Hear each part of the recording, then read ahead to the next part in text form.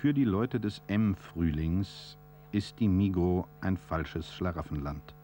Ihre Kritik betrifft denn auch das Warenangebot. Aus entwicklungs- und energiepolitischen Gründen sind Annemarie Hollenstein einige Früchte ein Dorn im Auge. Welche Artikel wollten Sie denn jetzt außerhalb vom Sortiment haben von der Migros? Also da zum Beispiel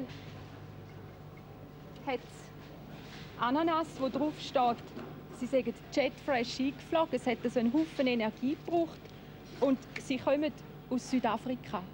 Da fällt mir sofort das Stichwort ein Anti-Apartheidspolitik der südafrikanischen Regierung. Ich nehme an, die Ananas ist von unterbezahlten, ausbeuteten schwarzen Arbeitern produziert worden und profitieren tut irgendein weißer Konzern. Ein anderes problematisches Produkt, Mango. Auch die sind wahrscheinlich aus Südafrika. Migros importiert Papaya aus Brasilien. Wir wissen, der Anbau von solchen Produkten geschieht in vielen Fällen auf Kosten der Produktion von Grundnahrungsmitteln. Es wird Boden gebraucht, wo zum Beispiel vorher Grundnahrungsmittel wie schwarze Bohnen oder Reis oder was weiß ich angebaut worden ist. Und jetzt sind Kleinbauern vertrieben, sie müssen abwandern in die städtischen Slums, sie haben keine Arbeit mehr. Die Preise von Grundnahrungsmitteln sind zum Beispiel gerade in Brasilien, wo so viel für den Export produziert, in den letzten Jahren immer gestiegen.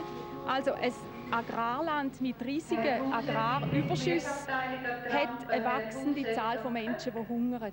Das ist meine Kritik an der Expansion beim Migros vom Verkauf von exotischen Früchten. Sie haben jetzt kritisiert, dass Migros eine Reihe von Produkten führt, die Ihnen nicht passen. Ist das nicht ein bisschen ein Dürftungsprogramm für eine andere Migros?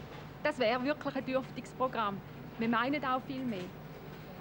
Ich meine zum Beispiel, ich will ein Migros, wo, wenn ich irgendetwas aus dem Sortiment nehme, zum Beispiel ein paar Äpfel, dass ich dann sicher bin, die Äpfel sind gut für den, der es produziert hat, also das, was er dafür bekommt, Arbeitsbedingungen.